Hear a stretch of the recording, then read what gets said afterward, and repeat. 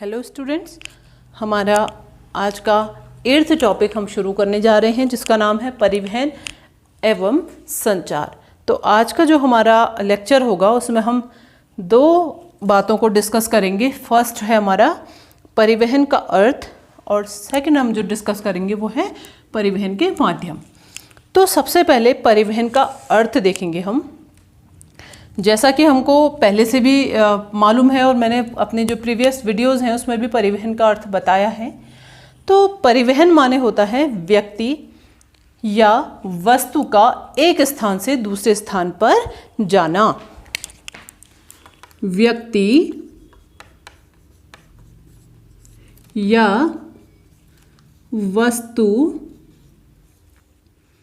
का एक स्थान से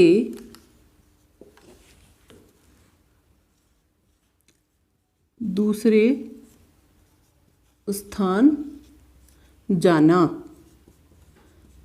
ये कहलाता है परिवहन।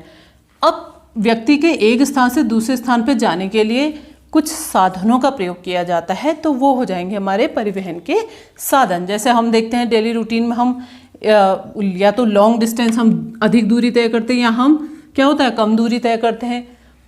तो हम क्या करते हैं, किसी न किसी साधन के द्वारा अपनी इस यात्रा को पूरा करते हैं, तो इसको ही हम परिवहन कहते हैं। जैसे हम देखते हैं व्यक्ति कई बार क्या होता है बस के द्वारा एक जगह से दूसरी जगह जाता है, या कार के द्वारा जाता है, साइकिल के द्वारा जा रहा है, और या फिर स्कूटर के द्वारा जा रहा है। और अगर लॉन्ग डिस्टेंस उसको तय करनी है तो वो क्या करता है, या तो एरोप्लेन के द्वारा जाता है या ट्रेन के द्वारा जाता है। तो ऐसे अलग अलग साधनों का प्रयोग करके व्यक्ति अपने परिवहन को करता है। तो परिवहन क्या होता है, परिवहन के द्वारा प्रायः ये कहा जाता है कि जब हम लोगों के संपर्क में आते हैं तो एक प्रकार से आपस में एकता के भाव को भी बढ़ावा मिलता है, और हम लोग क्या करते हैं अपनी आवश्यकता के अनुसार ही अपने परिवहन के जो साधन हैं उनका चयन करते हैं कि हमें कौन से साधन के माध्यम से अपनी यात्रा पूर्ण करनी है। बच्चों, हम देखेंगे कि जो परिवहन के माध्यम हैं वो कितने प्रकार के होते हैं या माध्यम किसे कहते हैं। तो देखिए, परिवहन के माध्यम या परिवहन की विधाएं एक ही बात है। कभी कभी विधाएं क्या हैं परिवहन की ये पूछ लिया जाता है, चाहे माध्यम कहिए या चाहे विधाएं कहिए, दोनों एक ही बात है। तो जो परिवहन की विधाएं हैं या जो माध्यम है वो प्रायः 4 प्रकार के होते हैं। जैसा पहला इसमें है स्थल परिवहन, दूसरा है जल परिवहन, तीसरा है वायु परिवहन और चौथा है पाइपलाइन।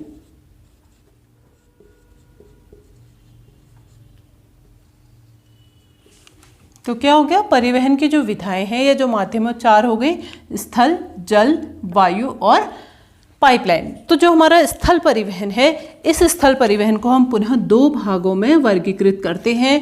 पहला है इसमें सड़क परिवहन और दूसरा है हमारा रेल परिवहन। इसी प्रकार जो जल परिवहन है उसको भी 2 भागों में हम बांटेंगे। पहला है आंतरिक जल मार्ग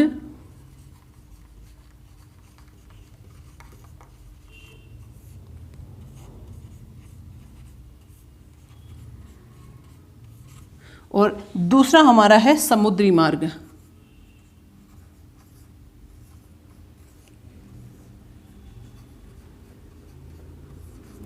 तो हमने क्या देखा, परिवहन के जो माध्यम हैं या जो परिवहन की विधाएं हैं उन्हें 4 भागों में बांटा जाता है।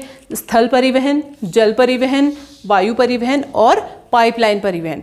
पुनः स्थल को 2 भागों में हम बांट रहे हैं, सड़क और रेल, और जल को फिर से 2 भागों में बांट रहे हैं, आंतरिक जल मार्ग और समुद्री मार्ग।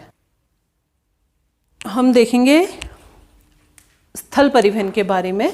स्थल परिवहन क्या है? तो स्थल परिवहन क्या होता है, जैसा कि हम जानते हैं कि इस परिवहन का जो है हम लोग सबसे अधिक प्रयोग करते हैं, और उसमें भी सड़क परिवहन। ये हम डेली जो हमारी लाइफ है सबसे ज़्यादा इसके द्वारा प्रभावित होती है। अधिकांश वस्तुओं का जो संचालन है, हमें जो अधिकांश वस्तुएं चाहिए वो क्या होती है, स्थल परिवहन के द्वारा हम प्राप्त करते हैं। अधिकांश वस्तुओं की प्राप्ति हम जो करते हैं वो स्थल परिवहन से करते हैं।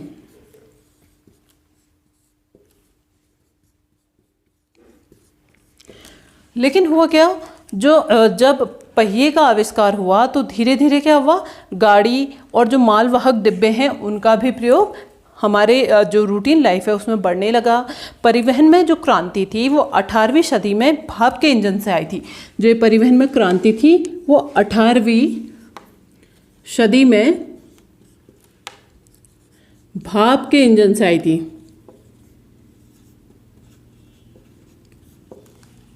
इसके बाद क्या हुआ, आंतरिक दहन ईंधन बनाए गए। उससे क्या हुआ, सड़क की गुणवत्ता और सड़क पे चढ़ने वाले जो मोटर थे उनकी गुणवत्ता में बहुत तीव्रता से वृद्धि आने लगी। जैसे कार है, मोटर है, ट्रक है, इनका नए नए जो मॉडल्स हैं वो डेवलप हुए। जो पुराने मॉडल्स हैं उनको और ज़्यादा संशोधित किया गया। इस तरीके से क्या हुआ, जब आंतरिक दहन जो ईंधन बनाया गया उससे निरंतर जो था सड़क परिवहन वो विकसित होने लगा। परिवहन है, इसमें से पहला वाला लेते हैं, सड़क परिवहन।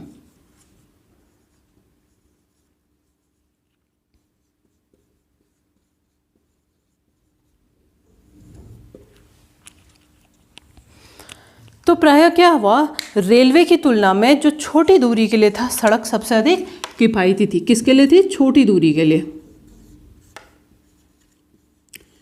रेलवे, आपको पहले अभी मैंने बताया कि जो रेलवे है उससे लॉन्ग डिस्टेंस आप कवर कर सकते हो, लेकिन अगर आपको छोटे छोटे आसपास के ही क्षेत्रों में जाना है तो उसके लिए हम सड़क परिवहन का इस्तेमाल कर सकते हैं।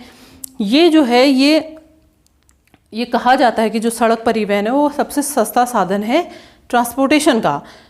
तो सड़क मार्ग से माल परिवहन बहुत अधिक महत्वपूर्ण होता है। इसके द्वारा कोई भी सामान को कहीं ले जाना बहुत ही अधिक सरल और महत्वपूर्ण होता है, क्योंकि जो सड़क परिवहन होता है वो डोर टू डोर फैसिलिटी आपको प्रदान करती है। कहीं पे भी आप अपने बहुत ही सरलता से सड़क के द्वारा सामान को ला भी सकते हो और ले जा भी सकते हो। अब ये जो सड़कें होती हैं ये राष्ट्र के व्यापार को या पर्यटन को बहुत अधिक बढ़ावा देती है।